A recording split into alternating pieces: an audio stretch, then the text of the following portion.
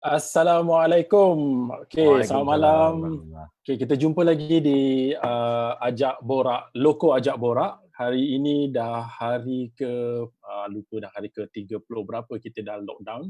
The MCO Banyak. Dah berapa 30 lebih lupa ke? tu. Dah 30 lebih dah. Dah hari 30 aku lupa hari ke-30 berapa. Tapi hari ini merupakan sesi Ajak Borak Loko yang ke-9. Malam ni aku rasa macam hot topics jugalah. Sebab kita akan membincangkan, kita akan borak-borak lah. Tak adalah kenaan dengan satu tajuk The Rise of YouTube from Cats Video to Global Advertising. Kalau korang masih ingat zaman YouTube mula start dulu kan, Ha. video cats ni sangat talking cats kalau tak silap aku dulu sangat famous lah kan. But benda ni dah berubah dah berapa tahun I think YouTube started in 2015, betul tak? 2005, sorry. Started in 2005, sekarang dah almost 15 years. And then banyak benda dah berlaku termasuk kat Malaysia. So sebelum aku teruskan lagi, kita nak kenalkan dulu kita punya guest malam ini. Okay. Sebelum tu. Aku nak bagi tahu rancangan kita ataupun sesi Ajak Borak malam ni ditaja oleh Tony Romas Malaysia. Dan kita ada hadiah untuk penonton malam ni. Jadi korang kena tengok dari awal sampai habis sebab kita nak bagi satu hadiah bernilai RM150. Voucher Tony Romas untuk korang. Okay, so soal jawapan dia ada pada ketiga-tiga orang hari ini. So aku akan bagi satu soalan yang merangkumi 3 jawapan. Okay, dan the best part, Tony Romas pun bagi dekat semua orang. Kita punya guest malam ni, kita ada Kadok, kita ada Riz Williams dan kita ada Adam pun akan dapat juga voucher bernilai RM150. Alright, without further ado, kita nak kenal seorang-seorang. So kita akan kenalkan, kita ada Kadok ataupun nama sebenar beliau Fadil Muhammad Izzah. Assalamualaikum, apa khabar? Waalaikumsalam warahmatullahi wabarakatuh. Okey, makan apa malam ni? Malam ni tak makan lagi, lepas habis ni baru aku makan. Wah, okey, dan kita ada Mat Saleh cari makan. Kita ada Riz Williams. Makan apa malam ni? Hari ni makan pasta. Macam Mat Saleh dah ni. Aku ingat kau makan pasir. Bukan pasir, pasta. And we have Adam Syamil all the way dekat Kota Kinabalu. Apa khabar? Hello, kabar baik. Oh, baik. Okey, janganlah aku menjerit sangat. So, orang Sabah bagus-bagus baik-baik semua? Semua bagus-bagus. Ada stres sikit lah sebab apalagi kan kena lanjut lagi ni PKP kan. Tapi untuk kebaikan kita bersama lah. Yalah, tapi bagus hari ni kita dah ada 3 hari penurunan hari ni ada 54 orang saja dijangkiti. So I think we are doing great in this PKP kan. Okay, alright. Sebelum kita nak borak lebih lanjut kan, aku nak baca sedikit fact lah tentang YouTube ni untuk bagi orang kat luar sana faham ataupun dia nak tahu sebenarnya apa situasi perkembangan YouTube dekat Malaysia. Ada satu research yang dijalankan oleh Kantar Malaysia. Dulu aku kerja kat company ni, aku buat research dulu. Okay, berkenaan dengan growing up YouTube dekat Malaysia. Okay, dia beritahu dekat Malaysia ni, no matter any stage of life, any walks of life, like 70% of Malaysian across these stages, across life stages are actually on YouTube daily. Setiap hari 70% orang Malaysia sebenarnya on YouTube. And then 4 out of 5 visit YouTube as the first stop apabila diorang nak cari anything videos. That's a good info kan? And then 91% says YouTube adalah banyak great content dekat YouTube. 91%. Meaning kan dekat Malaysia ni banyak konten-konten positif. Alright? And then 81% pula dia bagi tahu YouTube has high quality content. So we are in the good stage lah dekat Malaysia. And then another thing yang very interesting yang saya baca dalam this research dia kata top watch video and ad categories. Ini sangat penting untuk semua orang, semua kita punya YouTuber hari ni sebab advertisement adalah salah satu benda yang memainkan peranan dalam untuk mereka terus berkarya sebenarnya. So di situlah punca pendapatan masing-masing kan. So dia bagi tahu single professional, couples with no children and couple with young children antara grup atau kategoris yang sebenarnya menonton video-video ni pada setiap hari. Okay. So bermaksud 70% feel better about advertisers dekat Malaysia. So meaning that sebenarnya banyak peluang yang boleh kita dapat daripada YouTube.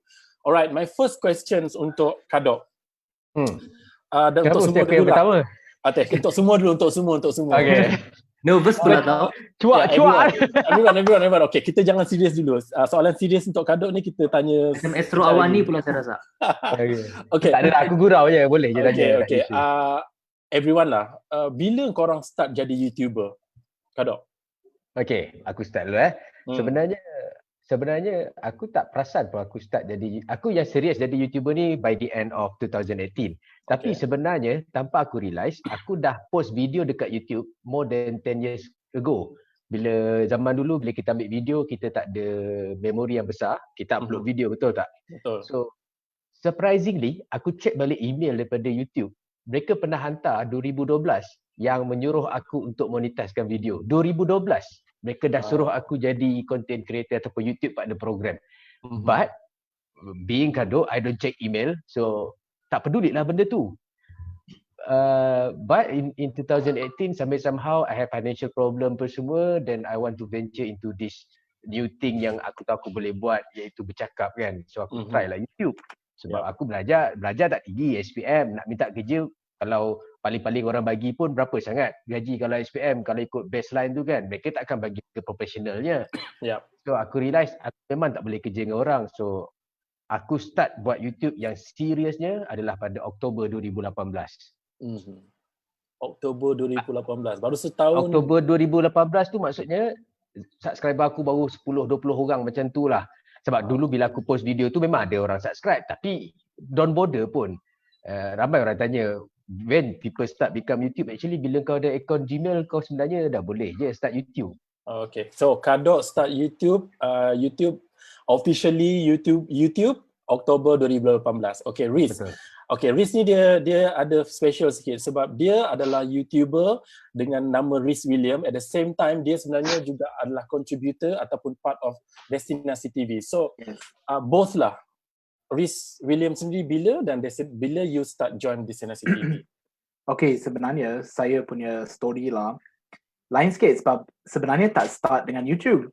Start dengan Facebook. So apa yang tu boleh kata bila Destinasi TV tu start, saya dengan lagi a few partners, kita come together untuk buat video. Kita tahu kita nak buat digital content, online video, tapi masa tu tak fikir pasal YouTube. Masa tu kami buat Facebook.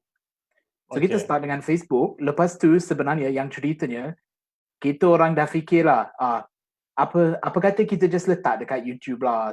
Kalau orang tengok ke tak apa, kita just letak je, tengok macam mana. So dia start macam bukan plan nak jadi YouTuber. Untuk permulaan, we just put the videos on YouTube to see how it goes. But that was awal 2017. Tapi boleh kata kita orang dah start serious fokus dekat YouTube dekat 2018. Dekat situ kita memang dah fokus dekat YouTube. Jadi terbalik pula, kita fokus dekat YouTube, yang Facebook kita just letak biar je macam tu. So actually yang saya punya YouTube journey memang start dengan Destinasi TV. Yang YouTube sendiri buka nantilah. Tapi memang fokus dekat Destinasi TV tu start 2017, 2018 macam tu lah. Kalau kita nak buat satu official date untuk Destinasi TV start YouTube, bila? Official date. Kalau official date saya cakap February 2017. Sebab walaupun kita tak start YouTube masa tu, di situ bermula perjalanan kami sebagai satu grup Destinasi TV. Dan walaupun bukan dekat YouTube tu, semua bermula di situ lah. So boleh kata February 2017 lah. So orang Sabah mula bila? Saya. Kalau saya sebenarnya cerita saya ni lain sikit. Sebenarnya saya sudah mula buat konten. Memang kira dari sejak 2010-2011 tuh memang sudah berjinak lah dalam YouTube nih. Tapi masalah dia setiap kali kalau macam saya post video, saya mesti delete video tersebut sebab saya macam tidak puas hati lah. Lepas tu macam bila tengok balik macam cringe pula. Lepas tu saya delete. Tapi yang betul-betul the turning point yang when I really started YouTube was in 2016. How I first started memang sebab dulu sebenarnya saya belajar di Semenyi, University of Nottingham, Malaysia campus untuk 4 tahun. So sebenarnya apa faktor yang membuat saya mula YouTube ni is when I started speaking Malay. Bila saya cakap macam saya cakap Sabah sekarang ni. Bila saya cakap Sabah sekarang ni, mesti orang di sana, orang Semenanjung, soalan pertama yang mereka akan tanya saya ialah, oh kamu dari Indonesia? mesti akan ada pertanyaan macam tu. Oh kamu ni dari Indonesia. Lepas tu ada satu time ni yang betul-betul bikin panas lah. Masa tu saya di study room. Lepas tu ada satu lelaki ni dia tarik baju saya. Dia cakap, bulan depan saya mau pergi Bali. Jadi boleh bagi tahu tak tempat-tempat yang best di Bali, Indonesia. Jadi every day benda ni terjadi dan sebenarnya benda ni bukan it's relatable amongst everybody. Orang Sabah yang study di KL memang selalu akan mendapat pertanyaan macam ni. So daripada saya buat status, so I decided saya buat video mengenai perkara inilah. Jadi my first video officially was an episode yang saya mulakan yang dipanggil Get It Right. To distinguish, untuk membezakan di antara bahasa Melayu Sabah dan juga bahasa Indonesia. Jadi that was the turning point lah. That was how I first started YouTube lah actually. Yeah, and your video, okay, sebab dia jawab, and your video about Get It Right tu, ada satu video berkenaan dengan orang Sabah Sarawak tinggal atas pokok. Kind of like macam ada mix comments kan. Ada orang cakap mana, ada orang Semenanjung cakap macam tu lagi dah, you saja nama. Macam mana you terima keadaan tu? Video tu within it has a total views of 3 million views across all social media. On Facebook and on YouTube. Itu cerita lama lah. Tapi memang actually ada dua benda. Sebab bila saya buat video tu, saya cakap dalam bahasa Inggeris sebenarnya. Sebab kebanyakan orang Sabah ni, orang yang Sabah lah, dorang suka cakap English, Melayu, campur-campur. Jadi bila saya buat video tu, memang saya memang cakap bahasa English. Tapi dia punya thumbnail tu, kalau cakap clickbait pun tidak juga. Sebab the title Sabah Sarawak tinggal atas pokok, ada icon di sana. Jadi orang yang kurang fasih dalam bahasa Inggeris, dorang especially orang Sarawak terutama ni, based on the comments that I've been receiving, dorang fikir saya ni sebenarnya kasih malu orang Sabah dan Sarawak sebenarnya. Sedangkan message yang saya cuba sampaikan adalah the other way round. Ya, macam tu. Dan saya rasa memang ada banyak lah, memang that video memang controversial gila-gila. Sebab of course bukan semua orang Semenanjung berfikiran macam tu. Tapi ada minority yang at least yang saya jumpa lah bila saya naik taxi, bila saya ada juga beberapa orang di universiti, mesti akan ada pertanyaan macam ni. Dan bukan saya saja yang pernah kena, kawan-kawan saya yang di KK pun mesti, kalau di KL kalau bukan ada satu, mesti ada dua orang akan tanya. Oh di Sabah ni ada traffic light kah? Ada airport kah? Terasa kadok. Jadi Aku dulu pun macam Adam, bila aku belajar kat Labuan, aku cakap pasal bahasa Sabah ni macam bahasa Indonesia. So aku cakap bahasa Indon je dengan mereka. Macam tu aku fikir. Sebenarnya memang ada beza. Setahun aku tinggal kat Sabah, dekat Labuan tu, dan boleh bezakan lah. Cuma orang yang pertama kali dengar, mendengar bahasa Sabah, dia akan rasa awkward lah. Tapi kita orang Sarawak tak kisah sebenarnya, orang fikir kita tinggal atas pokok apa semua. Kita bangga sebenarnya. Ada orang Sarawak? Saya orang Sarawak. Saya lahir kat Sarawak. Saya membesar di Sarawak apa semua. Actually sebenarnya orang Sarawak tak kisah pun kami tinggal atas pokok kalau orang cakap kami tinggal atas pokok. Sebab sebenarnya kita tahu yang korang jealous kami tinggal atas pokok. Okay, bila kita cakap pasal bahasa ni kan, saya ada soalan dekat Kadok tadi, tapi saya pergi dekat Riz dulu. Riz, bila cakap pasal bahasa, Riz sebagai seorang orang England, Okay, Yes. your mother tongue is English lah. Okay, so macam mana pula tiba-tiba kau boleh bercakap dalam bahasa Melayu dan famous pula tu kat Malaysia ni tak boleh jadi? Macam mana tu? Betul.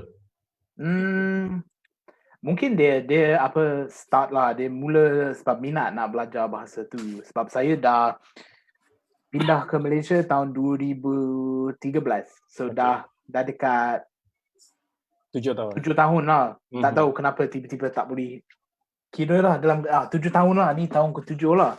So dah start minat nak belajar dekat situ, tapi bukan ada niat nak jadi famous ke, nak apa tunjuk benda tu sangat, tapi saya just cakap practice itu yang start buat video. Kalau tengok balik video yang pertama saya buat, memang bunyi macam Mat Saleh Baru turun kapal lah punya pelak tu, tapi dekat situ dah start belajar. Tapi mungkin yang tu buat dia unik sikit. Sebab apa?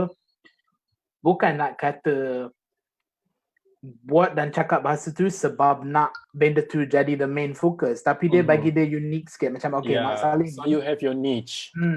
Okay, so sebenarnya kenapa saya tanya bahasa dengan Riz, dan tadi ada berkaitan dengan video yang ada pro and cons, ada dapat banyak pro, negative and comment. Saya nak tanya dengan Kak Dok sebenarnya soalan ni.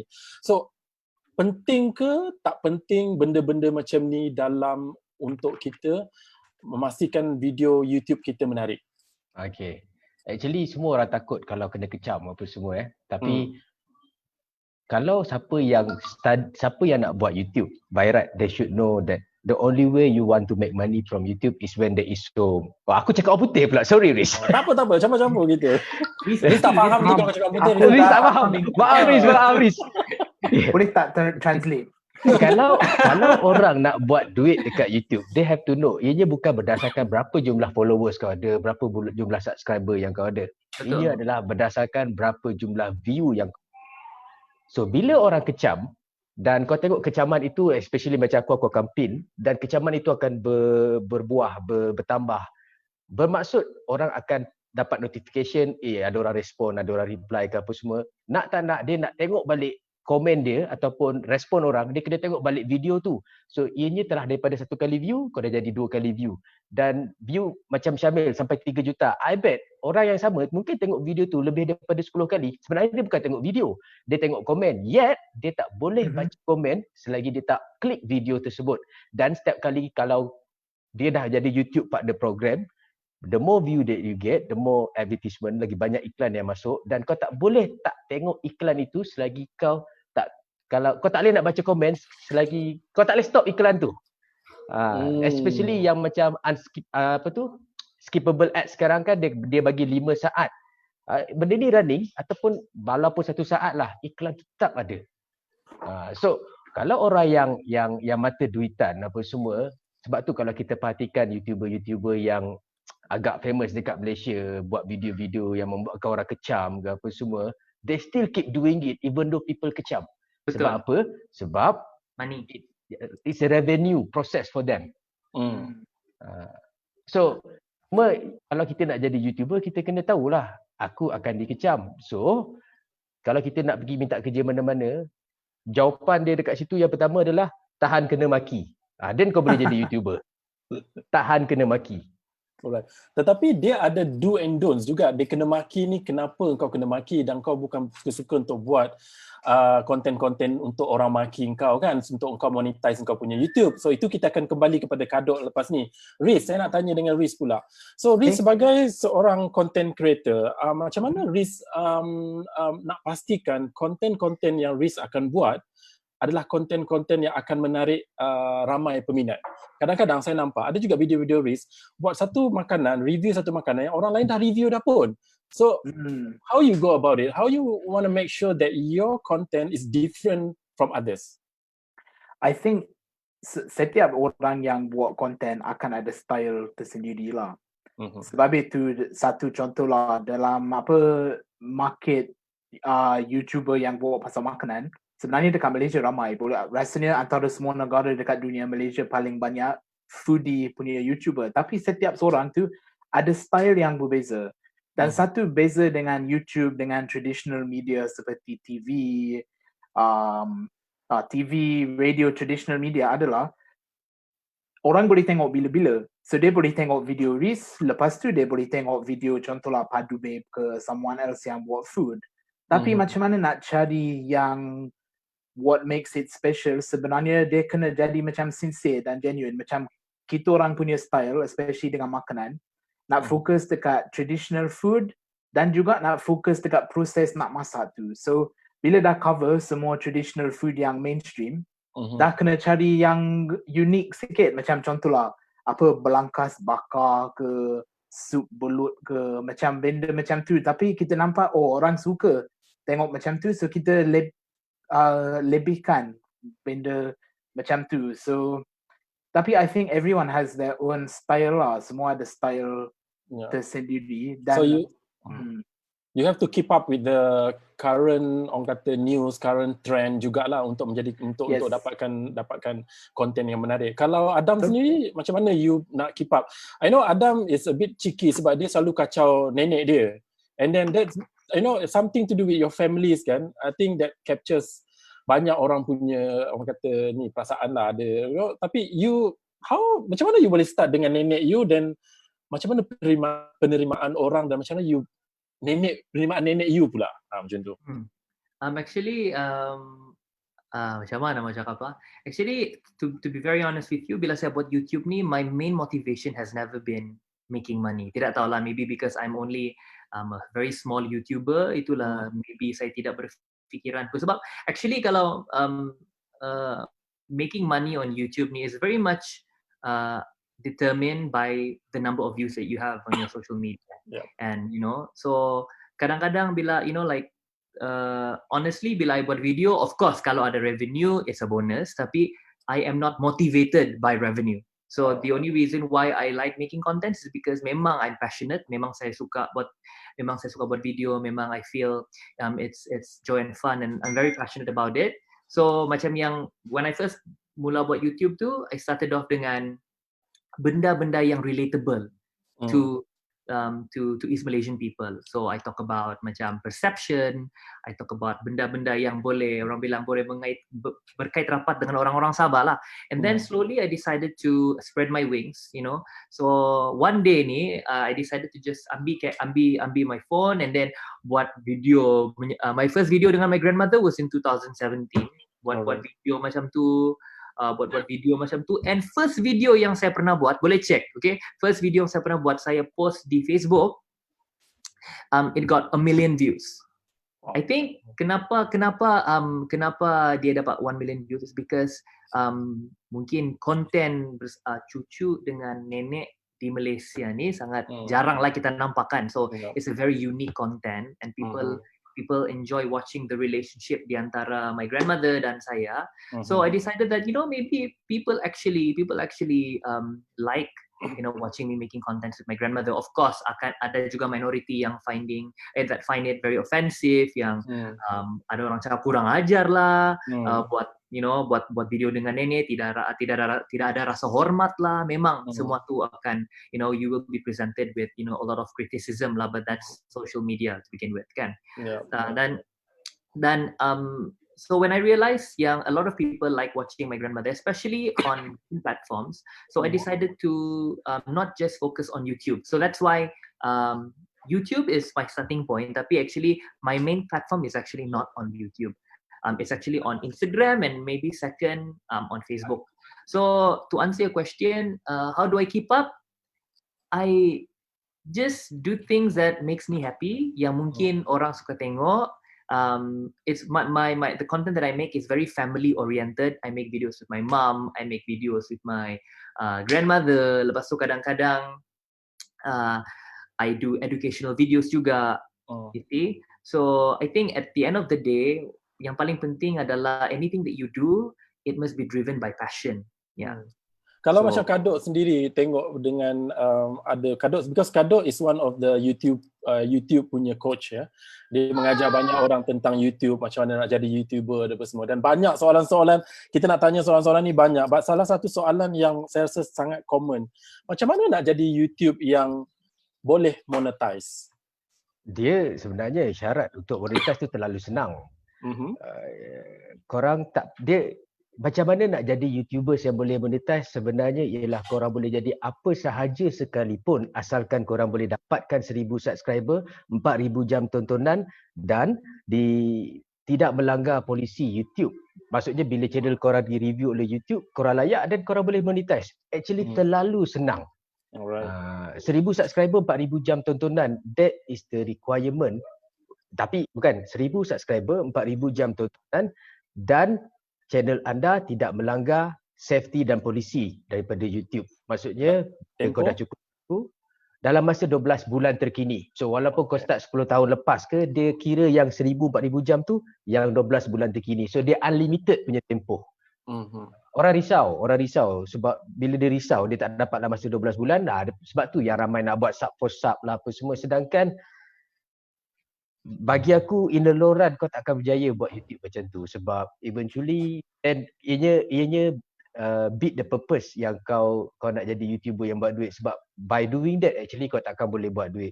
People won't watch your channel, people won't because they sub kau tapi dia tak pernah pun follow kau sebab dia suka kau. Dia follow kau sebab kau sub dia sub kau balik. So lepas tu dia tak pernah peduli pun pasal channel kau. Kau tak akan boleh buat duit pun. Okay. Secara ringkasnya kita kena ada kita punya niche untuk buat video tu dan kita kena passionate about apa yang kita nak buat dan continuously buat content lah kan. Yang berkaitan dengan niche apa semua untuk orang yang baru start, yes you have to have a niche.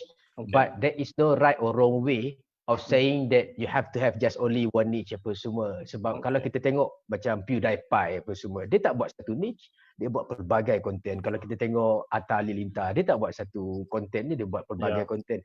Betul. But yang menghalang orang untuk berjaya adalah konsistensi. People are easy give up. Apa aku punya bahasa Inggeris kalau ianya terlalu mudah untuk orang give up. So mereka mungkin beli equipment, mereka beli kamera, mereka beli itu, mereka beli ini. Lepas tu mereka buat 1-2 video mereka tak jadi, end up equipment semua masuk dekat dalam carousel ataupun second hand. So aku selalu bagi tahu dekat aku punya participant, kalau nak beli barang jangan beli online yang first hand. Beli yang second hand sebab kat dunia ni ramai orang yang cepat give up. Itu satu tips tu. The things yang diperlukan untuk jadi content creator selain daripada kau kena ada niche ke apa semua, sebenarnya komitmen. Komitmen. The being of willing to do whatever it takes to be successful. Tak kisahlah pun sebenarnya YouTube ke apa ke. So kalau kau tak berjaya buat satu video, kau buat second video, third video. Dan sesuatu pasal kehidupan ianya umpama roda kan. Mungkin mula-mula kau buat ianya berhasil, mungkin dia tak berhasil, but kau tak boleh give up. Itu je sebenarnya. Sebab tu sejak YouTube ni dilancarkan, YouTube has changed the way we watch video and consume content sebenarnya.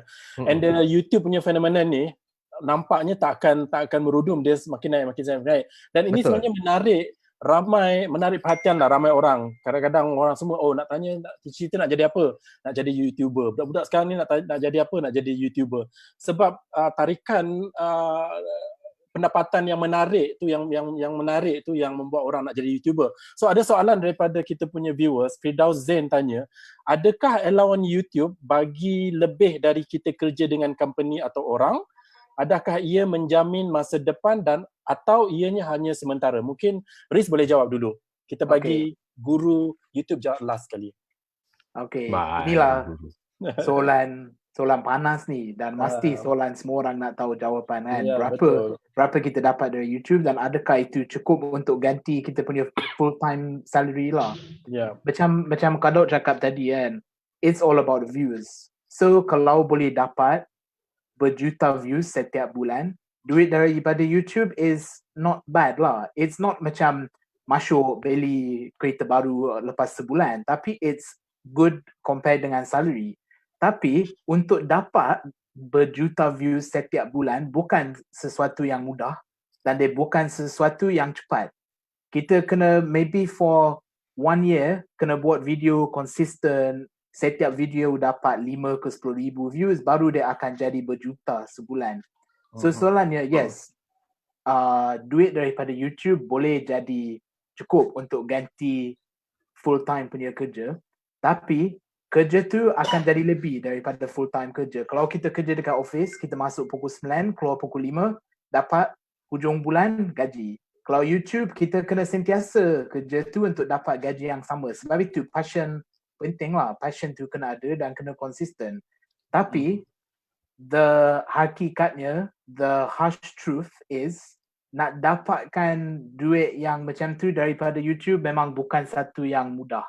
Dia memang take time, take a lot of energy. Macam kami di Desnas TV, walaupun orang tengok Reese macam seorang, kami ada full team. Ada 3 partner, ada 3 full time staff. So bila ambil duit pada YouTube tu, nak pecah dalam 6 orang, memang tak adalah banyak sangat. Bukan macam kita semua masuk. Tapi maybe kalau seorang boleh buat, memang ada passion, memang boleh dapat berjuta views setiap bulan, it's a good income dekat situ lah. Tapi bukan satu proses yang mudah lah untuk dapat. Okay, kita tanya pula orang yang dia tak kisah sebenarnya pasal duit ni sebab dia mula dengan nak buat konten menarik je. Lepas tu duit dia bertimbun datang kan. So Adam, you macam mana pula? Okay, actually kalau you tanya saya, adakah YouTube ni boleh apalah, boleh macam can make you survive lah? The answer is yes and no, depending on the magnitude of engagement you have. Let's say kalau macam you, of course kalau you are a big YouTuber di Malaysia ni, of course should be no problem lah. Tapi if you look kalau macam on average, it's very challenging, but I didn't say no. But having said that, because I became a YouTuber, but I'd rather call myself a content creator lah, because I make contents across all social media platforms. Because of the fact that I'm a content creator, I get a lot of external jobs, external campaigns. So tidak semestinya dari YouTube saja. Untuk pengetahuan, all of you, I have been saya sudah buat menghasilkan kandungan video for the last 4 years, and after graduating, I am a full-time content creator, and I have been able to put food on the table. I've been able to buy my own car. I've been able to have my own studio out of my career as a content creator. Tapi bukan melalui penjanaan wang daripada YouTube sahaja, tapi daripada different opportunity. Sebab for me, kalau macam YouTube ni and other different social media platforms, kalau if you were to rely on dia punya source of income mainly through advertisement, it's going to be very very very challenging lah. Especially kalau macam Facebook, walaupun you ada berjuta-juta views, dia punya payment is actually not as great as people would think lah. You see? Tapi apa yang actually really that really gives you the income is actually through campaigns. Macam let's say you buat content, lepas tu ada satu brand ni macam Tony Roma nampak, wah, I really like this person, so kita nak sponsor dia buat few contents, kita bayar dia macam ni. So contoh dalam sebulan tu kita ada beberapa campaign.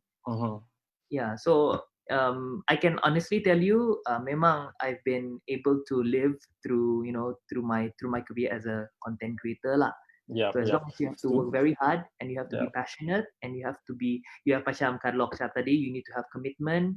Sebab no matter how good you are, no matter how great you are, if you are not consistent, if you do not have the commitment, it's going to be very difficult. Because it's very important to one of the reason kenapa we need to have commitment and we need to be consistent is so that we will be able to maintain relevance. Supaya kita relevant di dalam industri ni. Kalau kita buat konten sekali dalam 3 bulan, orang pun susah kita punya discoverability tu.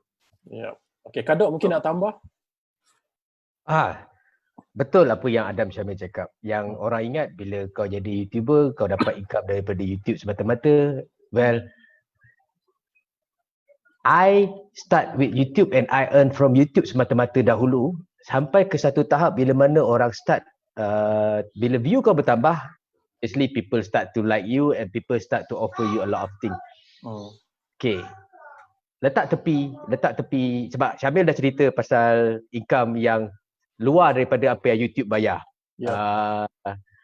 Macam dia cakap tadi, FB punya income pun tak sebesar YouTube walaupun juta-juta view. Tapi boleh generate income. So sekarang ni sebagai content creator kau boleh earn both dekat YouTube dengan Facebook. So income juga daripada bayaran kau dapat daripada YouTube dan Facebook. Aku start YouTube ni, aku cakap bulan Oktober. Pada kali pertama aku monetize. Lepas 3 bulan, so aku start daripada kosong. Lepas 3 bulan, aku terus dapat status monetization tu tadi. Maksudnya dah boleh jadi YouTube pada program.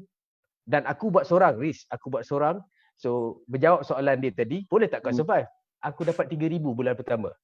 So, kalau aku kerja kat luar sekalipun, aku bukan akan dapat 3,000. Tapi kerja dia adalah masuk pukul 5, masuk pukul 9, habis pukul 5, every day. Tapi YouTube sebenarnya untuk buat konten yang 10 minit atau 3 minit hanya memerlukan kau pergi shoot apa-apa kat luar sana 4-5 minit, 10 minit, setengah jam.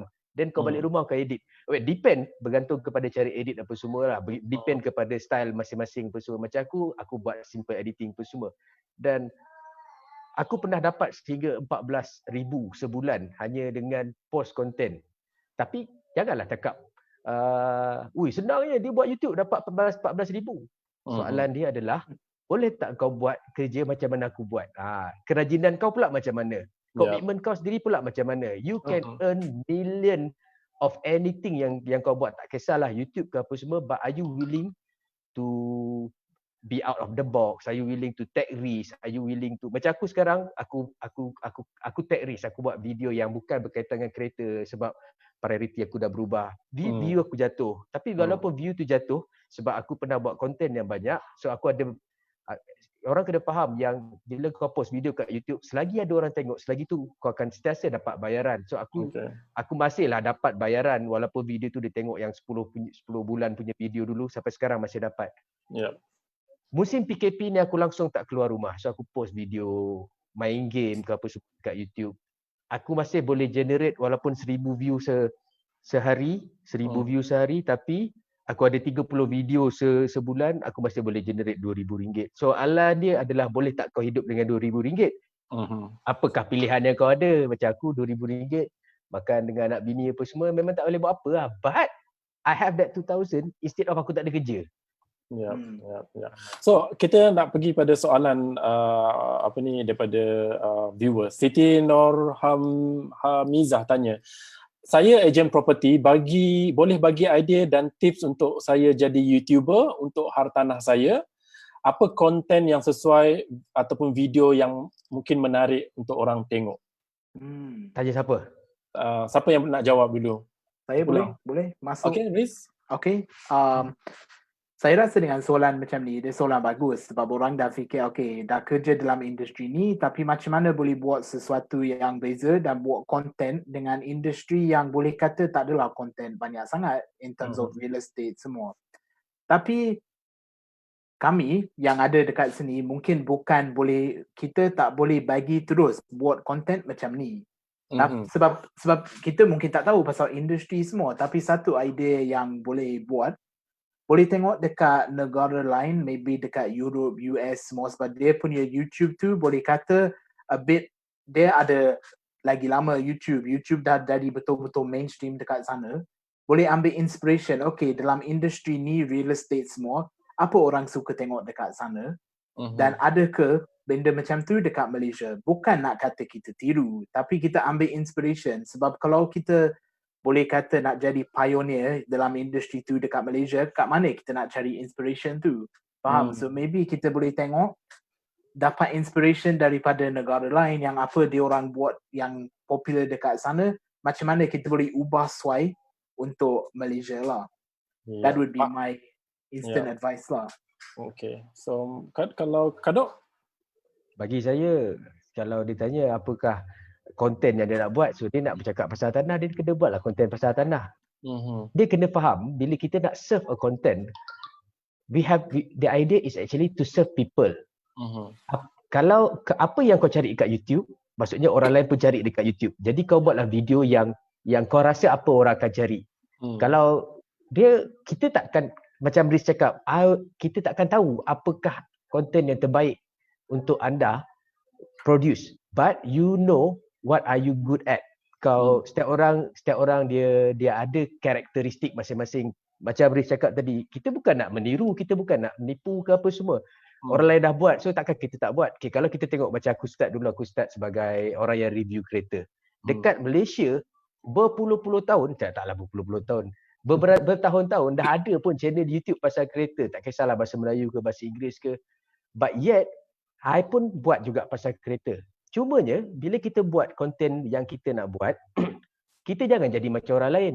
Kita jadi diri kita, the best of us, the best of menampilkan yang terbaik dalam diri kita. Walaupun apa yang kita mungkin akan tampilkan tu taklah terbaik, but we try our best. The thing is, apa yang berlaku adalah lepas mereka buat yang terbaik, tak ada view. Apa mereka buat selepas tu? They give up. They give up. So, don't give up. You must keep doing it again and again and again and again sampai akhirnya you are the best. People akan cari engkau. Orang akan mulai percaya apa yang kau cakap walaupun sebenarnya apa yang kau cakap tu salah.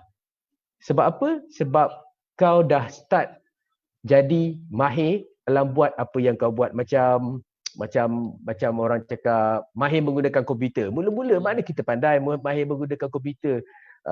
Mungkin pakai words ke tak reti, tapi bila hari-hari kau menghadap benda tu, lama-lama kau mahir. Macam Riz dia mother tongue dia English. Dia bukan mahir pun cakap bahasa Melayu, tapi sebab dia keep practicing.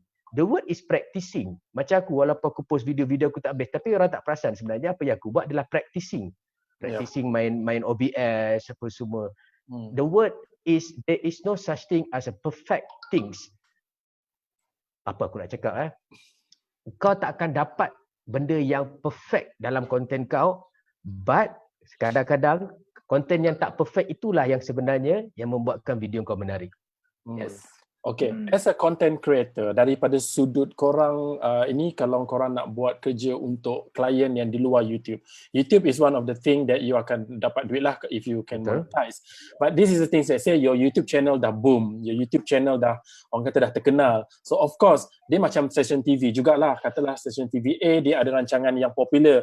So advertisers akan masuk untuk untuk diiklankan dalam program 1 jam TV tu contohnya kan. Sama juga macam YouTube. Now, what is this is for everybody.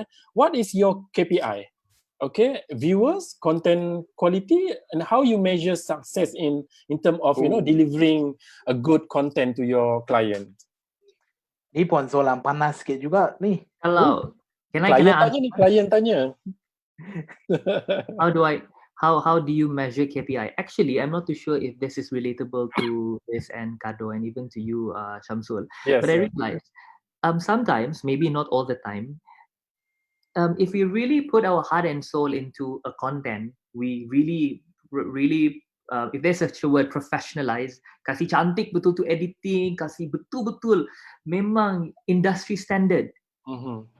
Normally it doesn't get great engagement for apparently for some reason. But versus you buat video yang bodoh-bodoh, you buat video bodoh-bodoh, you spend like not as much time as you were to invest on yang you buat initially tu, the video gets viral. So I think at the end of the day, how I were to measure success is really dependent on my client. Let's say, what does my client want? Does my client want a professional video quality who does not care about the number of views, or what are they looking for? They're looking for a content that has a viral factor and that goes viral, but it's not necessarily a professional video. So actually, the answer to your question is it's very multifaceted. Bukan. There is no one answer to your question. So, but personally, for me, a video that is successful, unfortunately, adalah berdasarkan what I feel, macam my emotion. Macam sebagai contoh, I made a video about education a few months ago, and that video I remember I invested so much time into After Effects, kasih api-api belakang tu, macam saya tengok pun macam punya cantik editing saya. Tapi bila saya post on YouTube, the engagement and the outcome was not as expected lah. So I got a bit disappointed. I'm not going to lie. People will say, "Allah, the reason why I do video is because like I'm passionate about it, so I have so much fun." But let's not lie to ourselves. Let's say kalau the number of views is not encouraging, kalau macam it's only like if you to normally get 10 30, 40, 80,000, 100,000 views on a single video in general. And then suddenly this specific video, you amass like 1,000 views in 2 weeks, it can be very discouraging. Jika dibandingkan dengan video yang saya buat, yang video yang gila-gila lah, sebab dia ada viral factor, kan, you create like sort of a hype. You incorporate comedy and humor into your video, and it gets really viral. I find that successful. So that's how I measure, but at least on a personal capacity, that's how I measure my success, by the numbers that I manage to obtain from that one particular video. Yeah, I think in other words that you have to re-advise your client. Let's say diorang engage you because dia nampak your viewers is banyak, your viewers is they can orang nak tengok dia punya content dalam your content. But at the end of the day, sometimes the client doesn't understand. People watch your video because you, and then suddenly they nak ubah your character into something else. Right. So you have to advise balik your client, say, bagi tahu dia, if you nak this kind of content you nak, my viewers will be dropped because this is not me. Yes. Is it this is the things that you nak bagi tahu dekat orang dekat luar sana yang nak jadi ni dekat client? Well, advising is one thing, but the demand from your client is also another thing. Let's say if your client wants you to create you can't be telling your customer, because at the end of the day, you are the service provider. Client come up to you and they want to engage you because they like you as an individual. But I have to argue, but not every client sometimes understand why they need to post, why they need to engage you. So don't you think it's your responsibility to teach your client, look, this is what I've been doing. Well, the fact that they are already engaging with me is already a testament to their inclination, to their interest towards me as an individual. Okay. So mungkin they engage with me because they probably like my character, they probably like me. So most of the time, the clients that I come across with, they know my style. So they will give me the liberty to propose, okay, this is what I'm going to do. So of course, in between, as a client, dorang pun have a right to say, oh, maybe you can do a little bit here, a bit tweaking here, tweaking there. So that is my case lah. Yeah, I mean, we have to meet in between lah. We have to give and take lah, of course. Kadok pula, macam you salah seorang yang memang you have your own niche. At the same time, you pun as a YouTuber, YouTube punya coach. How do you deal with this situation? Selalunya klien kalau jumpa aku, dia dah tahu lah, Kadok, nah, ni duit. Kau buat video macam ni. As long as kau buat video pasal aku ke, pasal bisnes aku ke, carry on.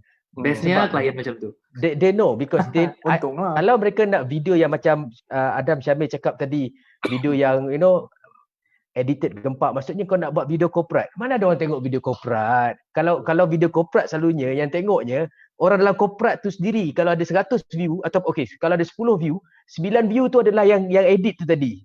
Satu view yang orang lain. Nobody gonna watch.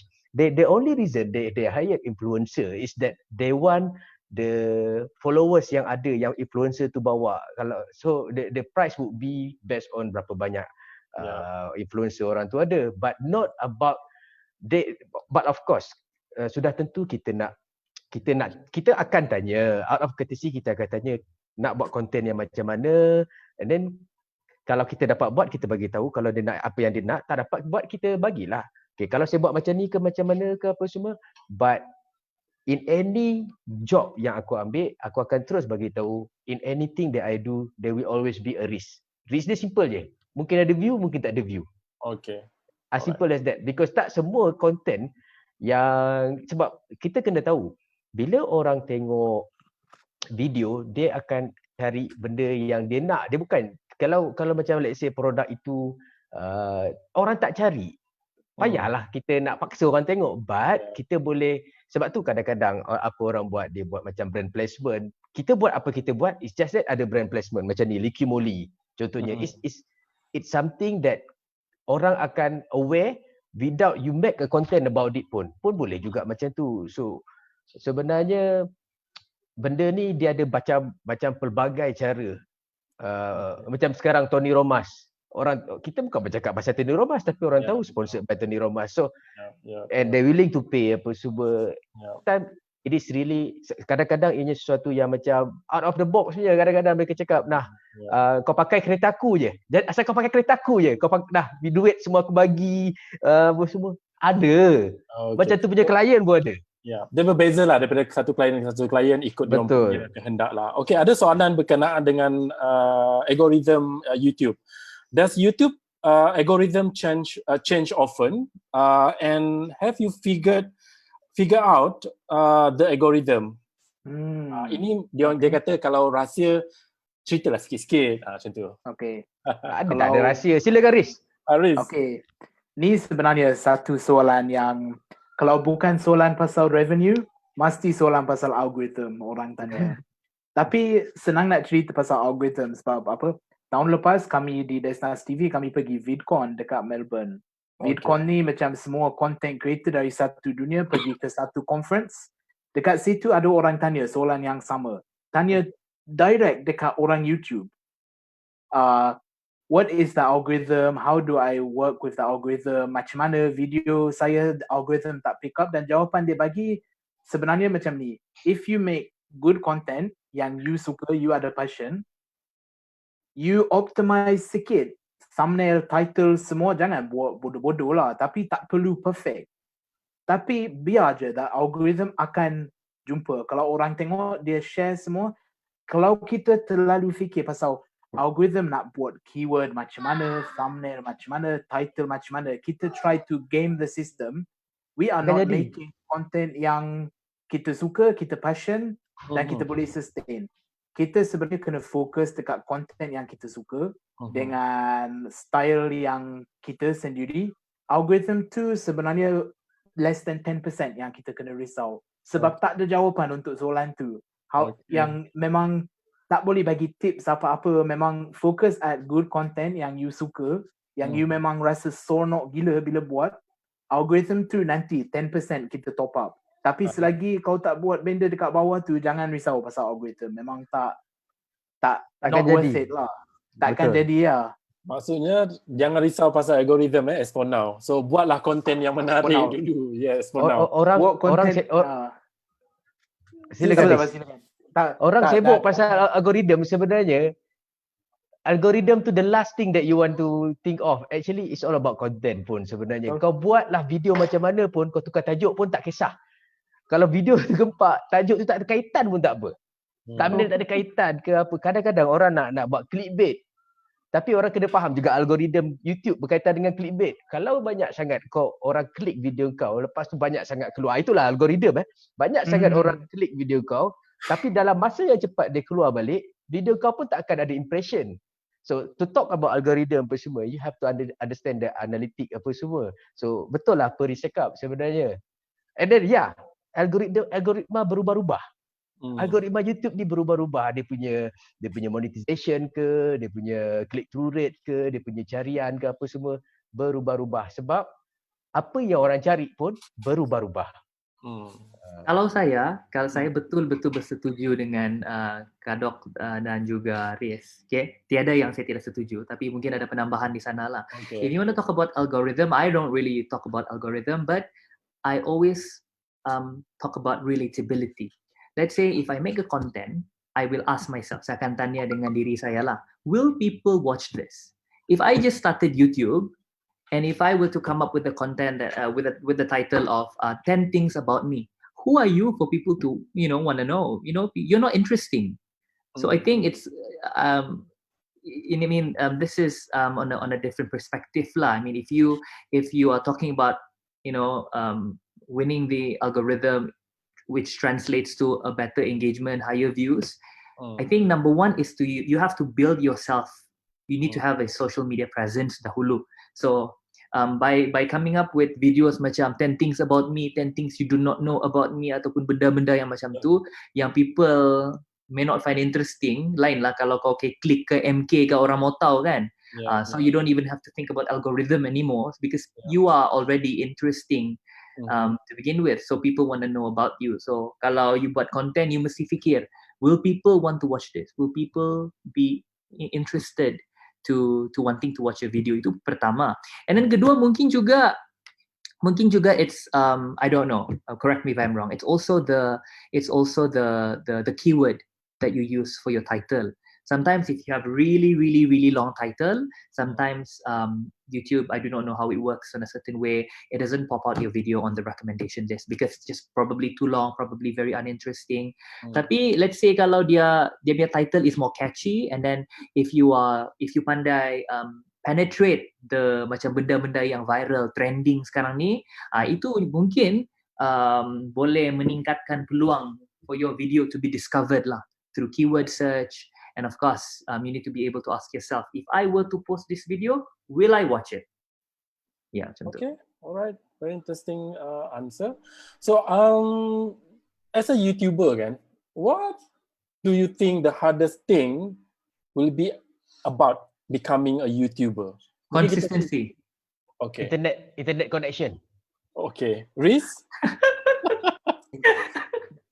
Internet connection. No internet connection, no content. Kalau di Sabah, itu sebenarnya boleh menjadi cabaran juga tuh. Kalau macam saya tahu ada banyak orang di Sabah, especially yang tinggal di pedalaman. Ini memang cerita benar. Okay, yang ada really bad internet connection. They may have the passion, tapi because the internet kan betul-betul is giving them problems. Slow lah mau upload satu video, mau tunggu 2 tahun. Exaggerating. It's just an expression. Tapi itulah, because of that kan sometimes it demotivates you to to create a content because of the fact that you don't have internet connection. And macam saya cakap tadi, it's also the consistency lah. Sometimes you know like you may be driven tapi you're not consistent, because if consistency is actually the recipe to success. I think it applies not just on YouTube but in anything and everything that you do. Consistency is key. All right, Riz, anything to add? I think Adam summed it up quite nicely lah, to be honest. Consistency. Consistency is key. Apa-apa pun kita nak buat dalam dunia ni, kalau kita nak berjaya, tengok lain internet Riz. Lain internet kau problem Riz. Ulang balik. Ulang balik. Data dah nak habis lah ni. Dapat 1 gig satu hari je. Tapi basically dalam in a short story lah, Adam dah sum up really nice lah. Kita kena consistent. Consistency tu penting, dan juga consistent dengan bersabar lah, patient. Sebab kita buat macam mana pun, benda ni takkan berbuah cepat. Kalau kita nak tanam pokok, kita kena tunggu pokok tu jadi besar lah. Sama juga, kita kena konsisten dan bersabar lah. Sabar the keyword here tonight. Sabar, consistency. Apa soalan kau tadi mula-mula? Aku dah lupa. Soalan aku, the hardest thing, you know, benda yang paling susah sekali nak jadi YouTuber ni apa dia? Macam tu. Okay, yang susah dekat Malaysia aku bagi tahu apa dia. Okay. Nak dapat subscriber. Orang Malaysia dia kedekut gila nak tekan button subscribe tu. Kau buatlah video gempak macam mana lah. Kau buatlah video yang sempoi macam mana. Kau buatlah. Kau takkan dapat subscriber tu kalau mereka tak nak tekan walaupun gratis. Itu je yang susah. Sebab kalau kau dapat banyak subscriber, kau buatlah video apa pun, semua orang akan suka tengok apa semua. But sebenarnya, hakikatnya, orang ingat senang nak jadi YouTuber, nak dapat 1000 subscriber tu pun orang sanggup sap-posap. Sebab apa mereka tahu? Sampai macam tu sekali nak payah nak dapat subscriber. Betul tak, Riz? Orang sini jual mahal sikit lah. Orang sini jual mahal. Kalau dekat UK tak macam ni, betul tak? Bukan nak kata orang sana subscribe cepat sangat, tapi nampak dekat sini hari tu kita orang tengok video, something like 84% orang yang tengok tak subscribe. Lepas tu kita just minta, okay, kalau tengok video subscribe lah. Lepas tu orang komen, aku selalu tengok video Riz, tak pernah fikir pun nak subscribe. Macam exactly. Nak dapatkan orang subscribe tu mungkin so maksudnya bukan orang tak nak subscribe ni. Orang tak tahu subscribe tu adalah satu benda yang penting sebenarnya. So we have to do more awareness on subscribe. Correct. Saya rasa video tu penting ya. Saya rasa bukan mungkin bukan lucky lah. Mungkin they are just very unconscious about subscribing lah. Sebab for us, when we make content, we are hopeful that people are going to subscribe our channel kan. Right. Tapi kalau macam viewer tu, dorang tidak tahu pun yang you want to be subscribed. For them, they watch a video, they watch a video. Yang ni aku kena cut. Itu bullshit. Okay, bullshit. Sorry sorry my word bullshit. It is impossible untuk orang tidak tahu dia kepentingan tekan subscribe, because I believe each and every one of the content creator akan buat subscribe guys, subscribe tu gratis. Aku siap buat lagu subscribe lagi. People put so much effort untuk subscribe. Macam Riz cakap tadi, because we have analytic.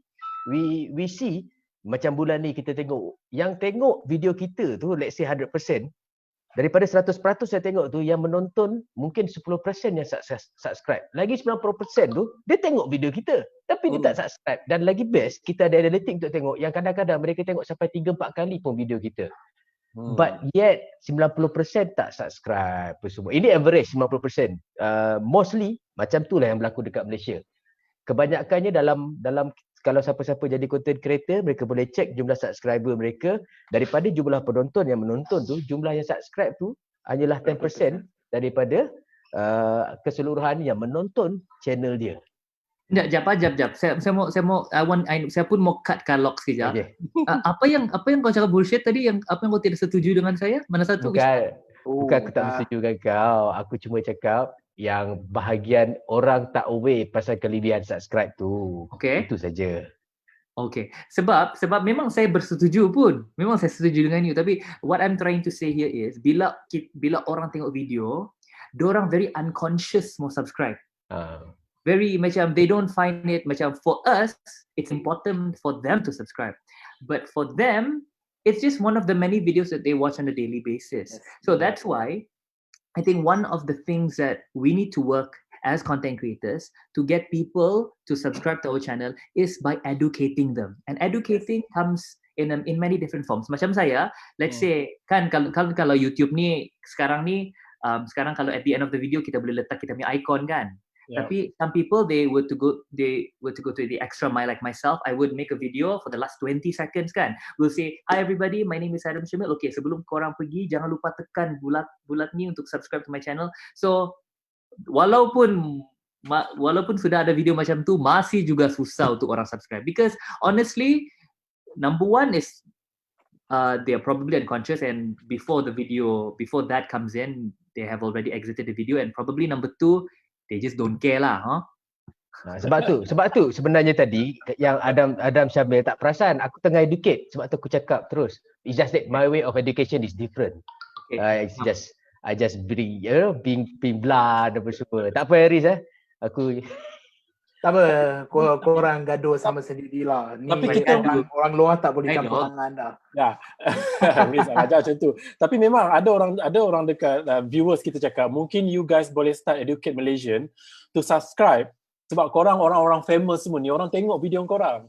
So mungkin YouTubers baru ni, dia orang perlukan, orang kata sedikit lah kelebihan korang ni yang berjuta-juta subscribers ni, boleh tolong buat some video educate all Malaysian. Apakah kepentingan YouTube tu? Bukan hanya sebenarnya untuk YouTuber tau. Kalau katalah you minat Adam Shamil for instance, tapi you selalu miss video-video terbaru dengan dia, you have to tekan loceng kan?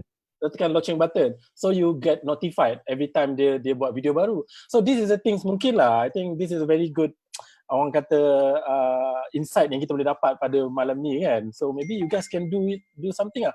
One of the viewers pun cakap, okay nak start buat video pasal educate people lah on subscribe. I just hope that YouTube kan, dia boleh macam they would be able to improve the system. Sebab sekarang ni tidak tahu, kalau dulu macam okay, kalau sekarang ni walaupun you sudah subscribe orang tu, tapi kadang-kadang you're not notified tau. So sometimes I just wish that YouTube come up with this mechanism di mana once you subscribe, it means that you have also turned on the notification post.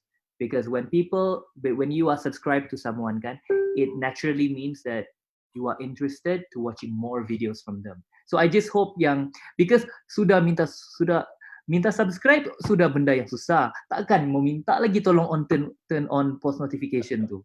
So I just hope that they just kasih satu benda, dorang tekan, terus kena subscribe dan juga kena turn on post notification. Okay, bila kita cakap pasal subscribe, banyak do and don't sebenarnya dalam okay, nak jadi YouTuber ataupun berkenaan dengan YouTube ni. Kita akan mungkin ada kelas sesi lain dengan Kadok pasal macam mana nak jadi YouTuber ni, Kadok. Kita cerita semua kat sini nanti tak best lah pula kan. Hari ni kita nak santai sikit, kita nak tahu overall tentang macam mana YouTube ni boleh membantu bukan saja orang ramai di luar sana untuk dapatkan konten-konten yang menarik, tetapi juga bagaimana brands ataupun orang kata clients dekat luar sana boleh mendapat manfaat daripada konten-konten creator. Itu yang kita nak bincangkan pada hari ini. Kerana kita membincangkan tentang potential ataupun potensi global advertising daripada brands yang ada kat luar sana. It's not just for the YouTubers, but it's also for the viewers. So talking about that kan, macam mana each and every one of you memastikan okay, you guys consistent untuk dapat clients di luar daripada YouTube? Adam. Sorry, repeat the question. Okay, my question is, macam mana you nak consistent untuk mendapat orang kata perhatian daripada brands dekat luar sana that you can do something for them. Okay. You can get content for them. Okay, of course, definitely the first thing that client, because I've been working with quite a number of clients already over the last couple of years, and I'm very grateful that they are very keen to work with me. Thank you so much, those of you, you know who you are. So, I think one of the most important fundamental when a client chooses a creator is definitely number one, this person will bring engagement to their product lah. Of course, things like the number of followers, the number of engagement, okay, that is definitely taken into account.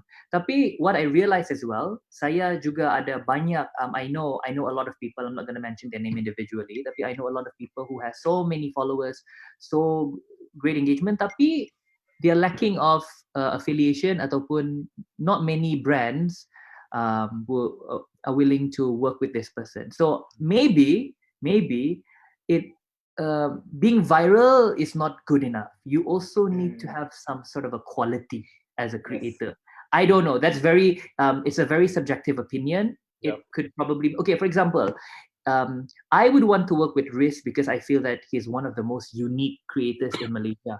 Like you don't know anybody who is from the UK and who is capable of speaking Malay. So I think that is a uniqueness of a character that he possesses. Orang pun macam, wow, this person has he has like an individuality and a uniqueness in him. I think it would be very interesting to work with this person. So I think most importantly, you need to be different. And you need to find that individuality in you. So macam Riz, he because of his hard work and determination in wanting to be able to speak our national language, you see where he is today. So I think macam even myself, I need to be able to find my individuality so that client would want to work with me. And it is especially difficult, lebih susah, and it's an open secret. Kalau orang-orang macam kami ni dari Sabah terutamanya yang cakap begini, kadang-kadang susah betul for us to connect with clients from West Malaysia, because I don't know, maybe Kadok boleh, I don't know, maybe you can relate, maybe you cannot, tapi macam Kadok when you speak you have that Semenanjung accent kan, tapi kalau macam saya cakap Sabah macam begini, so kalau macam klien boleh ada kalau kau boleh kan, klien ada ni persepsi bila kita cakap macam begini, I don't know, somehow they feel that we are itu kalau kau tanya aku, itu limited self belief. It's a self belief. Macam Riz, dia tak pun cakap English kat Malaysia, dia cakap bahasa Melayu. Maybe if you think that that's things that actually yang melimitkan kau, then maybe you can speak bahasa Melayu bukan baku lah, cakap bahasa Melayu yang bukan slang Sabah. I know. Kami. Mun aku mau Kelakar Sarawak, aku pun boleh Kelakar Sarawak. But I do know, if I speak Melayu Sarawak, siapa yang boleh faham aku, siapa yang suka kata apa, depend. I think it's not the matter of, maybe what I said was maybe driven by perception, what people think about me, but also it's probably because of the lack of understanding macam mana kita cakap kan. Kalau macam saya cakap begini terlalu laju, beginilah saya cakap kalau sabar kan. Mungkin orang kurang faham, jadi kerana orang kurang faham, mungkin diorang rasa a little bit disconnected. Sebab tu tadi saya maksudkan betul. Cuba orang cakap masuk kandang lembu, kita makan lembu, masuk kandang kambing, kita makan kambing. So kita assimilate lah, kita adapt. Macam Riz, dia datang Malaysia, dia cakap Melayu. So that's why people like him like that. So I think maybe create a new belief. Don't stick with certain belief yang doesn't work for you. Macam tu je. Ya. Tapi Riz, sebab bila Riz mula datang Malaysia, dia datang sebab dia datang melancong, and then dia fall in love with Malaysia. And I think tak terfikir pun dia nak buat, because saya pernah borak dengan dia, tak terfikir pun nak jadi YouTuber sekarang ni, nak jadi famous macam ni. And then but when your passion tu dan you punya kesukaan tu tiba-tiba membuatkan you menjadi seorang yang terkenal, how you actually orang kata menjadikan itu sebagai satu batu loncatan untuk you menjadi lebih terkenal? It's not, macam mana cakap, bukan terkenal dengan kata nama yang tak baik, tapi macam mana you nak gunakan popularity yang you ada tu untuk you membuat apa yang you buat sekarang ni? Betul. I think soalan tu jawapan boleh menjadi panjang lah. Tapi secara ringkas lah, kita kena, mungkin dia semua bermula dengan niat kan. Kalau niat nak, contohlah, okay, aku tengok kalau Mat Salleh cakap Melayu, memang akan pergi, so aku nak pergi sana, aku nak cakap tu, aku nak buat bisnes, aku nak macam tu. Niat tu bukan baik lah, dia macam nampak macam nak take advantage ke apa. Tapi untuk saya memang tak ada plan nak buat video, memang tak ada plan pun nak jadi macam ni. So ada passion, especially bab makan, bab video ada passion dekat situ. Tapi bila dah buat sebab passion dan nampak, especially kami di Desnas TV yang ada partner semua, kita nampak sebenarnya ada opportunity dekat sini. Kita orang boleh ikut passion kita, tapi kita boleh grow dan nanti boleh jadi business macam tu. Tapi sebab passion tu dia macam makin kembang, makin grow, tapi dia maintain sebab ada passion, memang suka apa buat dekat situ. Tak pernah rancang pun, tak pernah plan nak ikut jalan macam ni lah. Memang tak pernah fikir pun. Yep. Macam Kadok sendiri, kita dah 1 jam lebih ni, kita mungkin ada 15 minit lagi untuk kita wrap up. Tapi sebelum tu, macam Kadok sendiri, daripada seorang pembaca berita, Syamil, Adam, this is why dia punya suara dia sedap, kau dengar, dia bekas pembaca berita. So, daripada seorang bekas pembaca berita, you famous dekat situ and then menjadi seorang YouTuber. Aku nak kena betulkan belief itu juga. Belief, okay. Itu yang aku nak tanya. Belief orang tu, sebab orang kata kau gunakan populariti kau sebagai seorang pembaca berita tu, dia mudah. Perjalanan sebagai seorang YouTuber tu memudahkan. Well, belief, betul tak betul? Belief is just a belief. It's not a fact. Alright. Aku baca berita 10 tahun. 10 tahun tak ada orang pernah peduli pun pasal aku. Nobody knows. Adam pun tak tahu aku baca berita. Betul tak, Adam? Means people don't subscribe me because I'm a newscaster. No. I believe people don't subscribe me because I'm a newscaster. Okay. I believe people subscribe because they just, macam Adam cakap tadi, relatable. Mereka boleh, engage with you. Then macam nak cakap the word? Ada banyak artis dekat luar sana.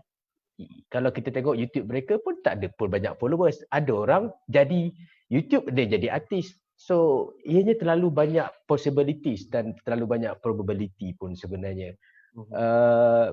In this world, actually, tak kisahlah dalam karya apa kau buat, you decide actually kau nak buat macam mana. Are you willing to do whatever it takes? Adakah kau committed untuk jadi YouTuber yang terkenal ke? But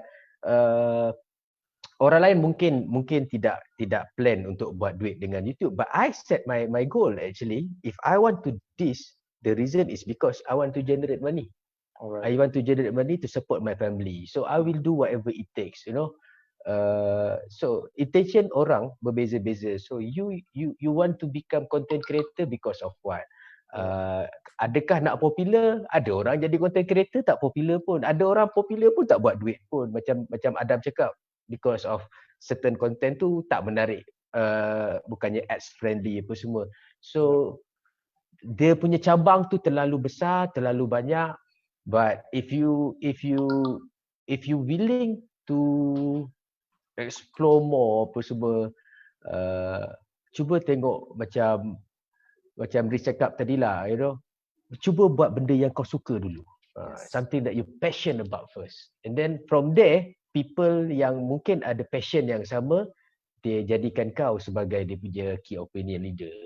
Then from there, kau akan ada confident. Bila kau ada confident, dunia mana pun kau boleh takluk. Cik. Okay. Alright, sebelum kita last words daripada semua orang ni, aku nak cakap dengan korang, aku nak bagi soalan untuk mendapatkan satu voucher makanan daripada Tony Romas bernilai RM150. Korang kena tanya soalan, aku kena tanya soalan ni dan korang kena jawab. Sekejap, mana soalan ni tadi? Soalannya, boleh tak dia buat delivery lepas call ni? Lapar lah. PKP pukul 7 dah tak boleh deliver dah. Aduh. Okay, soalan dia, bilakah setiap orang, maksudnya Kadok, Adam dan Riz kita ambil Destinasi TV, mula join YouTube. Okay, saya nak soalan ini dijawab. Jawapannya ada 3 untuk menang satu hadiah. Soalannya adalah, bilakah Kadok, Adam dan Riz ataupun Destinasi TV mula secara rasmi di YouTube channel. Alright. Itu yang kita dah buat daripada awal tadi kan, mula-mula tadi. Okay, I think kita dah bercakap lebih daripada 1 jam setengah. Saya janji korang 1 jam je. Okay, mungkin kalau kita nak berdiskusi berkenaan dengan YouTube ni takkan habis. Lebih-lebih lagi, setiap orang ada kelebihan masing-masing. Okay. Mungkin sebelum korang bagi kata-kata akhir, mungkin daripada sudut soalan terakhir, daripada sudut macam mana YouTuber ni nak engage ataupun nak bagi satu kepastian kepada clients dekat luar sana to mempromosikan produk-produk diorang ataupun mempromosikan apa sahaja yang mereka, their services through your channel. Okay. Alright, Adam. Riz dulu lah. Siapa dulu? Okay, this is ini apa? Jual diri ni, jual diri. Jual diri. Why? Because I seen a few clients is in our one of our viewers, a few of them, from maksudnya kita kena jual diri kita. Yeah, why? Ingat kita nak bagi advice. Kalau nak jual diri kita, boleh lah ni. Okay, macam ni soalan yang lebih tepat. Okay, soalan yang lebih tepat aku senang macam ni lah. Give us 3 reasons anyone should subscribe to your channel dan should engage you. Why should you engage you? Okay. Adam, Kadok, silakan. Aku tak pandai jual diri. Riz dulu. Riz dulu.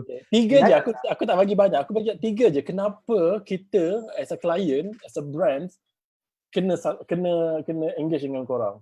Okay, so aku start lah. 3 ni fokus dekat client lah. Kita assume client, hi semua, saya Riz dari Destinasi TV. Terima kasih setia bersama kami malam ni.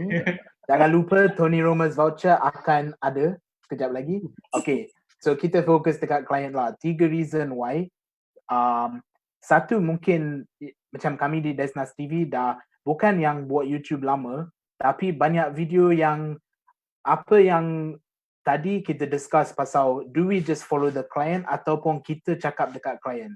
Satu benda yang kami buat, kami takkan buat apa-apa video, apa-apa projek yang kami tahu audience tak suka. So we make content dan collaboration dengan client. Kami sebenarnya advise dia, this works for our audience, this doesn't. Dan we're quite strict dekat situ. So itu satu yang rasanya kita faham audience. Lepas tu lagi satu, kelebihan YouTube bukan yang dengan TV. Contohlah, setiap hari Sabtu pukul 9 malam ada satu slot. So kau kena pilih kau nak channel apa. Dengan YouTube tak perlu pilih nak YouTuber apa, nak siapa, boleh ambil semua sebab dia bukan competition lah. Sebab setiap satu ada kelebihan masing-masing. Lepas tu apa yang ketiga tu? Aku rupanya pun tak pandai jual diri jugalah. Tapi dapatlah Riz. 2 point Okay, cukup. aku cuba. Okay, alright. Good point, Okay. Riz. Very, very good point. Yeah. Thank you, Riz. Kalau saya, kenapa orang kena subscribe saya? Sebenarnya subscribe tu menentukan income. Tetapi sebagai seorang YouTuber, orang kena tahu yang kita ada goal. Goal saya adalah dapatkan gold plate button. So, untuk dapat gold plate button tu, saya kena ada 1 juta subscriber. Itu je. Tolonglah. Payung subscribe nak dapat gold plate button tu. Itu je. Yang kedua, kenapa anda boleh bekerjasama dengan saya untuk konten? Kerana satu, macam Samil cakap ke tadi, dia kata suara saya sedap. Tak adalah gurau saja.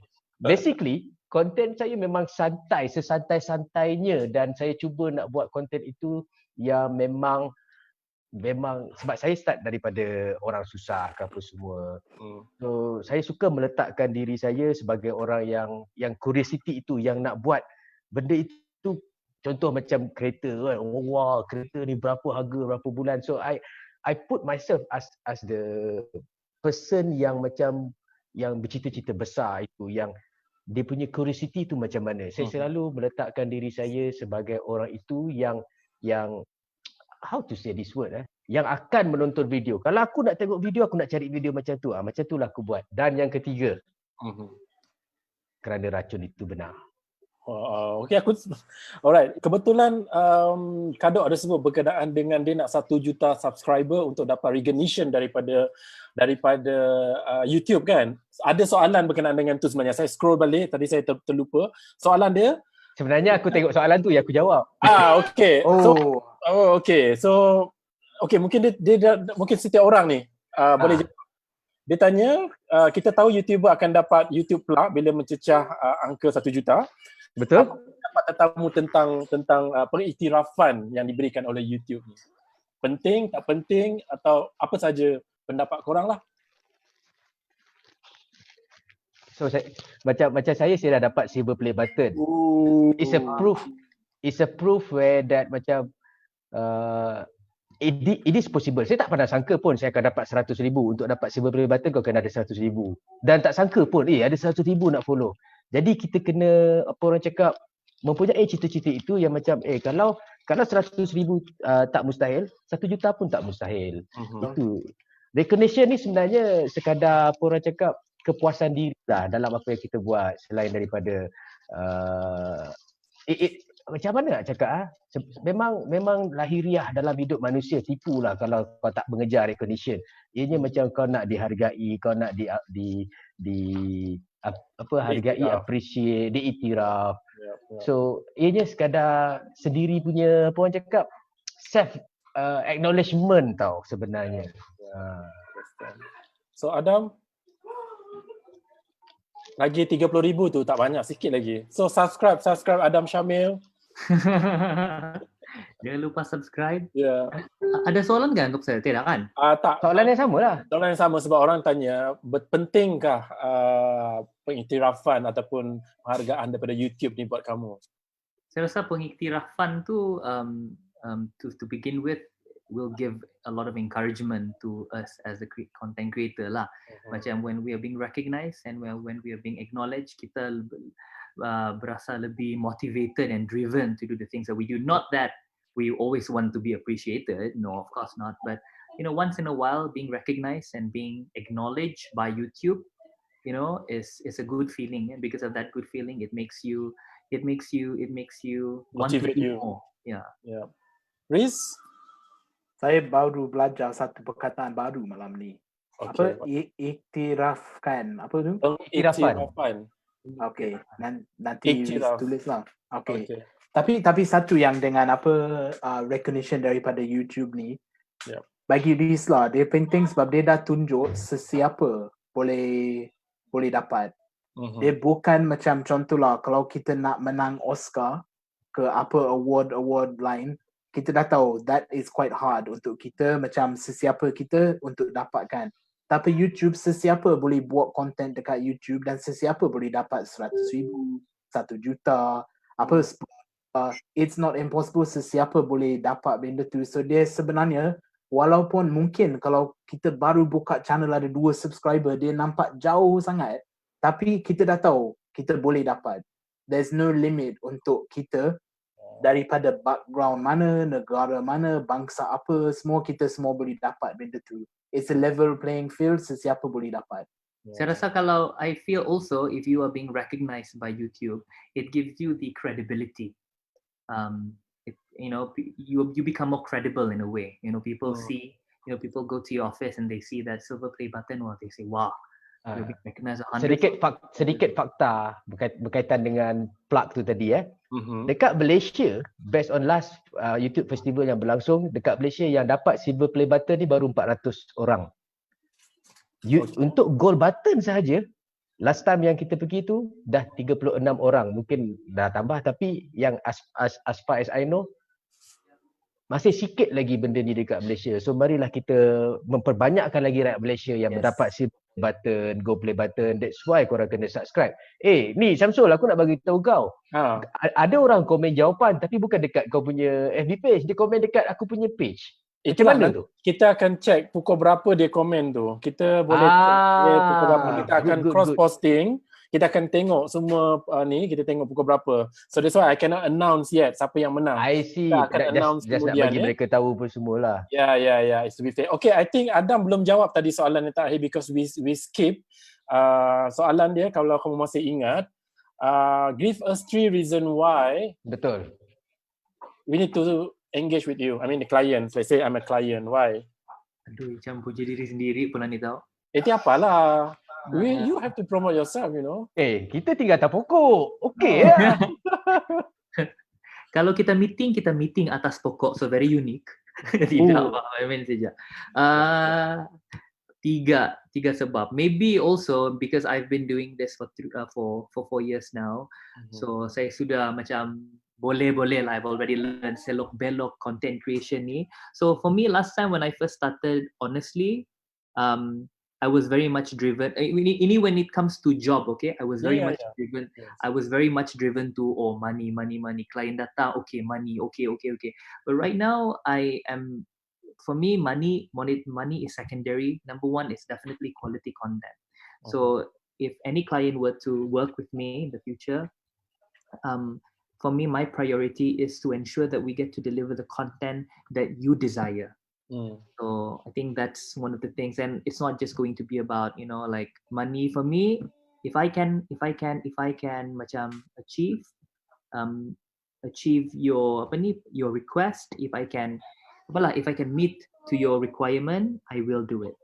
But if I cannot, even though the payment is a lot of money, if I don't think I'm capable of doing it, I won't take the job. So that is it is very evidential how much I do not prioritize money as my main objective lah, you see. So yeah, that's number one. Probably number two. Number one, okay. Number one tu dah cukup padu dah tu. Itulah pasal. Okay, number two. Number two. Though we are only reaching 80,000 subscribers on YouTube, tidak banyak, sikit saja. But the reason for that is because we are equally strong on all different social media platforms. All right. So we are strong on Facebook. We have over 200,000 people following us on Facebook. We have over 125,000 on Instagram. So if you want to talk about across digital platform, then probably I have an advantage di sana lah. Yeah. But if you're only looking merely on YouTube, tidak berapa lah, boleh pergi kado lah. Tak ada. Saya dekat FB page pun 200. Apa lepas bukan. Aku nak bagi tahu satu je kepada orang yang nak panggil kita untuk beriklan. Sorry Iris, aku potong sikit. Sorry Adam, sorry Syamsul. Boleh. Go ahead. Okay. Here's the thing. Orang selalu mungkin dekat Malaysia mereka buat macam ni lah dekat content creator. Bajet aku ciput lah, bajet aku semua ciput. Aku cakap korang macam ni lah. Korang nak berniaga, kami pun nak berniaga. So kalau korang nak buat keuntungan terhadap perniagaan korang apa semua, of course korang kena invest kan. So kenalah ada bajet. Sebab macam Riz cakap tadi, staff dia 4-5-6 orang. aku pun ada staff. Dah lah ada staff, aku pun ada anak bini nak bagi makan apa semua. So obviously kalau job tu macam murah sangat, bukan kita ni sombong, tidak. Lagi baiklah kita duduk rumah jaga anak. The point yang aku nak cakap dekat sini adalah there is no such thing as a free lunch. Kita nak tolong orang, tapi orang pun kena faham situasi yang kau nak buat video yang nak banyak view lah, nak itulah, lepas tu selalu macam minta nego ke apa, sampai ke tahap macam kalau ikut ke hati macam duduk rumah lagi bagus. Macam tu lah, bukan nak sombong, tidak macam tu tak, but macam Riz cakap tadi kan, kita ada komitmen, kita ada staff kita pun ada komitmen masing-masing. So bayarlah lebih, tak apa. InsyaAllah the more you pay, the more reason for us to work hard for the video. Confirmnya. Tidak, betul tak Riz? Kita nak cari apa ni, boleh summarize macam point dari kita semua kot. Kita semua nak cari win-win. Kita nak client win dan kita juga sebagai content creator nak win. Betul. Dan it only works kalau dua-dua win. Kalau ada satu lose, macam Adam cakap kan, kalau client tak dapat apa dia nak, kita pun tak rasa win tu. Betul. Menang orang lain lose kan. Tapi kalau kita win-win, kita happy, client happy, memang memang cantik lah tu. And I just hope, and also just to bagi additional point di sana, I just hope that when client engage with us, macam they understand that this is also kita punya punca rezeki, periuk nasi. So I hope they do not undervalue. I hope they don't go, Allah buatlah bagi bajet kita sikit je. Allah. Ataupun you tolonglah nanti we bagi you banyak job lagi. That kind of mentality. So I hope client will not undervalue us and would appreciate us as professional content creators. Maksudnya we need each other lah kan in this line. Of course. Alright, sekali lagi saya nak ucapkan terima kasih pada semua. Sebelum tu saya nak ucapkan terima kasih first and foremost to Tony Romas kerana belanja kita malam ni untuk semua tamu. Tidak tahu kalau saya dapat makan ataupun tidak, tapi saya boleh request Tony Romas hantar ke rumah tak? Boleh. Nanti besok aku call Pak Cik Saleh Harun, nama dia one of the best PR ataupun sales manager for many brands dekat Malaysia. He been working with few brands. Aku nak jadi macam Riz. Aku nak review dia punya apa yang dia hantar tu. Nanti aku akan pasang video, kita rekod khas untuk Tony Romas. Jun, boleh. So jangan lupa Tony Romas ada buat stay at home meals yang dia orang dah start 15 of April baru ni. So korang boleh order through online, GrabFood, Foodpanda apa semua. And currently dia orang ada 30% discount. Okay, sekarang ni dia orang tengah buat discount sebab dia orang baru je launch this stay at home meals. So jangan lupa untuk just pergi dekat dia orang punya social media and order lah online, okay? And thank you so much for each and every one of you. Kita janji 1 jam. It's been like I've taken almost 1.5 hours of your time, valuable times during this weekend. Sono. Okay, last words from ada lagi. Last sekali from Riz. Kata-kata akhir kan. Kata hikmat. Satu, just nak cakap lah pada sesiapa yang tengok ni yang mungkin dah start YouTube ataupun teringin nak start semua, ingat yang benda-benda yang kita cakap tadi pasal kena ada passion, kena konsisten dan kena bersabar lah. InsyaAllah boleh jadi. Tapi you kena konsisten, you kena betul-betul ada passion, boleh jadilah tu. Jangan putus asa lah, don't give up. Sebab opportunity ada untuk semua lah. Dan juga terima kasih semua yang sanggup tengok kita malam-malam ni. Kita borak-borak, share-share sikit, seronok lah, memang seronok. Sebab YouTube kita ni sebenarnya, especially dekat Malaysia, kita sebagai community lah. We are not each other's competition, we are each other's friends. So dapat gabung macam ni, sembang memang seronok lah. So terima kasih semua yang tengok dan juga terima kasih kepada Loku untuk jemput lah. Okay, kita akan jemput lagi nanti. InsyaAllah boleh. Okay, Kado. Terima kasih kepada Loku. Hari ini dapat berkenalan dengan Riz, dapat berkenalan dengan Syamil. Thank you to you guys. Harap tak ada yang berkecil hati ke apa semua. Saya just cakap Cakap benda yang benar senang. Saya tak tahulah benar ke tak benar. Saya minta maaf lah. Ianya mengecikkan hati dan juga kepada penonton apa semua. Thank you for watching. Saya rasa rendah diri sebab diberi peluang ini apa semua. Thank you so much. Alright, Adam. Terima kasih juga kepada Loco for having me. Really so appreciate. Yeah, thank you so much for involving me into this discussion. Memang it's an honor to be able to Riz dan juga Kado dan juga Syamsul dan juga Ridzuan who's offline right now. Yeah. And maybe and probably my final message to people, and they always ask me, when is the best time to start YouTube? So my answer to that is there isn't a proper timing that is considered to be the best time, because if you wait for the best moment, okay, it will never happen. So my advice is seize every opportunity and make them great. Yeah. Yes. Aku ada jawapan yang tu untuk Adam Syamil kalau orang tanya. Lain kali orang tanya soalan tu, aku selalu bagi tahu dalam kelas. Bila paling masa sesuai? Bila video dah siap. Riz nak tambah lagi atas tu. Tambah lagi. Kita bagi kau punya nasihat malam ni. The best time is now. Kan? Wah.